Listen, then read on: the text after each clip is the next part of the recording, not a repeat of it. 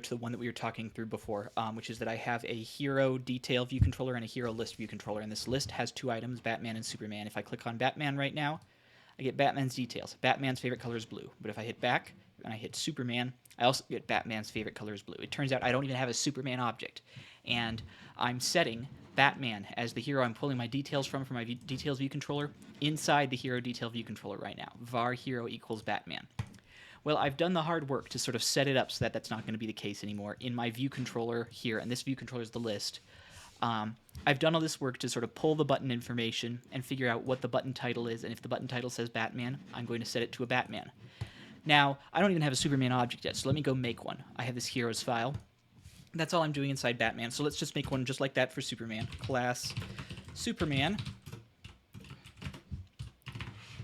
Sorry, I'm dodging the cat. Let name equals Superman, and Superman's favorite color is going to be red. All right, so now I've got these two objects. Now, in many languages, you would just be able to go into this view controller and say else if button title is Superman, destination dot hero equals Superman, right? You'd just be able to do that.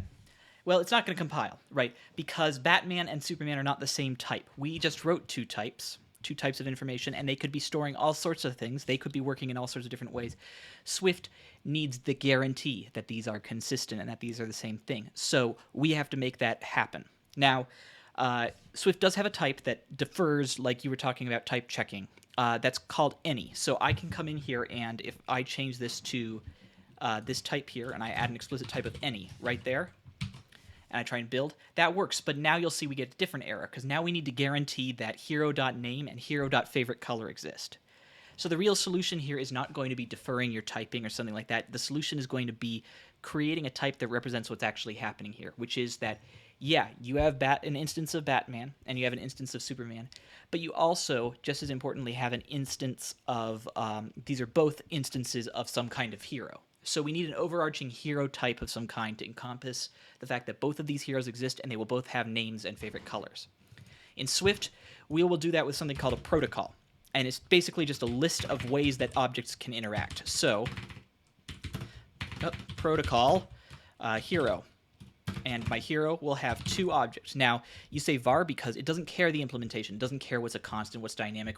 It doesn't care how these properties are even gotten, right? All it cares about is what they are. So I know I need a name, and it's going to be a string, and I need to be able to get it. Same thing with the favorite color. That's also a string, and I also need to be able to get that. All right, so now all I have to do is say that these are both heroes.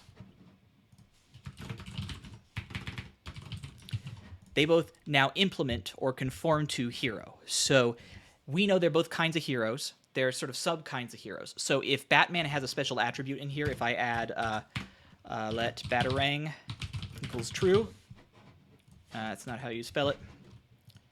Sure. That's great, but I can't access Batarang from here. So I'm going to make this a type of hero. Batman is still a hero. This still compiles. And I can come in here, and I can set this so that I've got destination.hero equals Superman. And Superman will compile. That'll work just fine. I'll just demonstrate that here. Yeah, that works just fine.